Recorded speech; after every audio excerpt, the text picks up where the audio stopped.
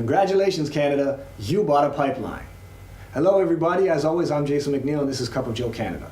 As you've probably guessed, today on the show, we're going to discuss the Trans Mountain Pipeline, which we recently purchased from Kinder Morgan.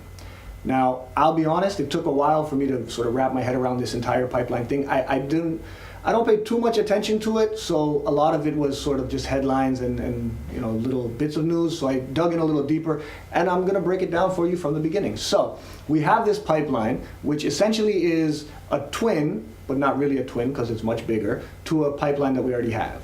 And Kinder Morgan wants to build this pipeline going from Alberta through BC to get to the coast so we can ship oil or bitumen out to Asian markets.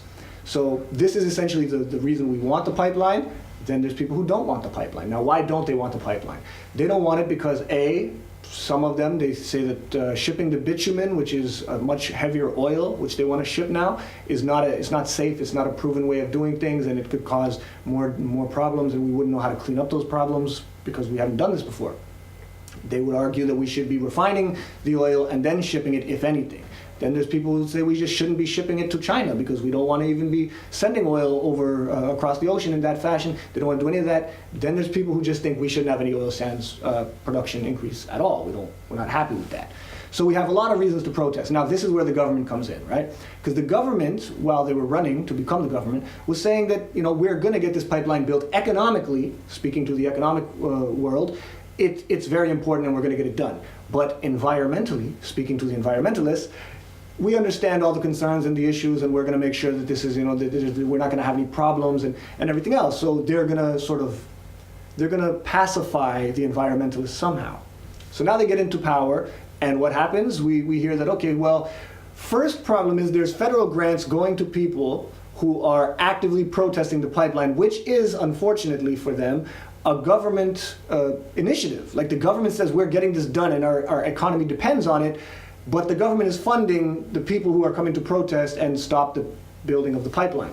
So we're kind of playing both sides of the fence there. That gets even worse when the government says, okay, what we're going to do, because Kinder Morgan is starting to get cold feet, we're going to backstop this investment. So anything you lose, any loss of your investment based on political issues or whatever, we're going to cover that with tax money. Now people start to get a little mad. People start to get angry, right? Like, why are we doing this? This is not our thing. This is not what our tax money is supposed to go to. People who don't want the pipeline are pissed. People who want the pipeline are pissed. Why are we doing this? Okay, apparently that didn't quell the problems at Kinder Morgan. So we ended up actually buying it. $4.5 billion we paid Kinder Morgan to pack up and go back to Texas and leave us with the pipeline. Now, that sounds like a huge investment. Here's the kicker. It's not done, right? So to finish the pipeline is another $7 billion plus. That's what we're looking at for the investment going forward. But here's the thing.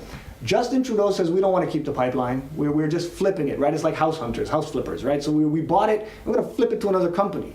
Now my concern there is I don't understand why when one company that had the idea and was invested in the project got cold feet and we had to buy it from them and send them home. I don't understand what other company internationally or locally is looking and saying, well, you know what, I have confidence in buying this back. We basically told the world we cannot ensure a pipeline investment will be profitable, right? It's supposed to be like a no-brainer. A pipeline is profit. That's part of why some people hate them. But we couldn't get it done. We couldn't ensure that company. So what makes them think that we can flip it to another company, which then leaves the possibility that we have actually nationalized the pipeline. Now, I want to believe that Justin Trudeau and Bill Morneau, two wealthy white people investing in an oil pipeline, maybe they got a better idea than I do. I don't know.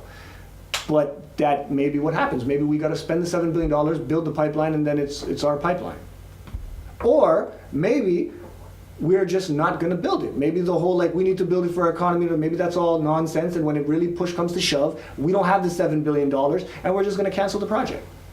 But we're going to do it while saying that we did everything we could to make it happen, right? Either way, there's some kind of duplicitous nonsense going on here. I don't really understand the play because once you've bought the pipeline, like I say, the people who don't want us to build it are pissed. And the people who wanted to build the pipeline or wanted private industry to build the pipeline, they're hearing nationalized oil.